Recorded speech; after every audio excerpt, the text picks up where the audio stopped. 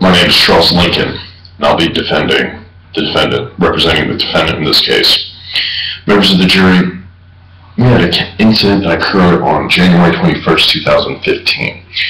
A woman was assaulted on a property complex. She's now suing that property complex on the theory that they owed a duty to her, and because they breached that duty, the damages she received from this violent assault is the complex's fault. Opposing counsel will draw on the Timberwalk case. Timberwalk case was a case in Texas that decided that in order to determine that a duty exists out of foreseeability, you have to have five factors met. Let's go through those factors. The evidence will tend to show that the defendant did not have a duty. So let's go through those factors to show that the defendant did not have a duty. First factor, that crimes that occurred in the vicinity of the area.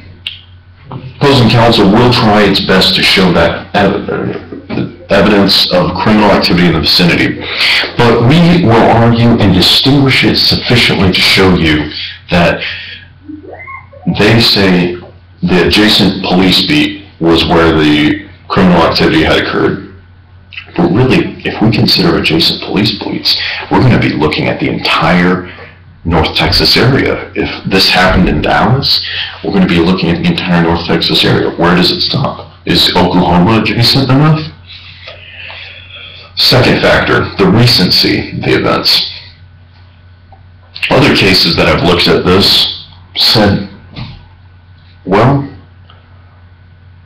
the recency can be at most a few months ago. But here we have events going back a year ago.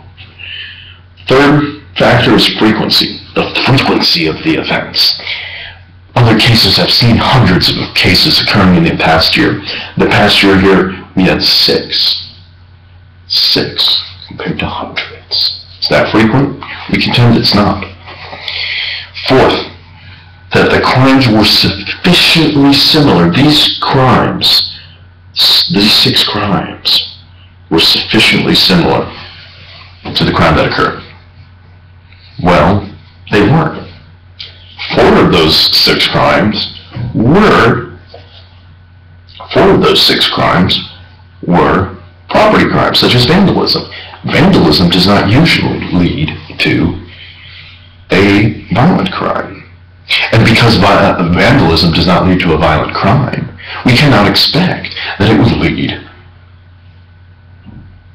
a reasonable person to think that it would lead to a violent crime. But opposing counsel will bring a case from San Antonio that says a reasonable person of reasonable intelligence that could expect such crimes to occur from not necessarily property crimes could expect that property crimes would lead to violent crimes. But as everyone knows, vandalism does not involve a violent crime, and therefore we contend that that case is distinguishable from the facts at hand about this property management group. 5, the publicity. They will argue that there was publicity and therefore the apartment should have known when managing the apartment complex to take protective measures. Well, there was a police report of these 6 incidents that occurred. But can we really expect a busy property owner to go and speak to the police and dig up records? We contend it can't. So because there was barely any vicinity, because there was barely any frequency, and barely any sufficient similar crimes, and barely any publicity, we contend that our client, Vista View Properties, is not liable.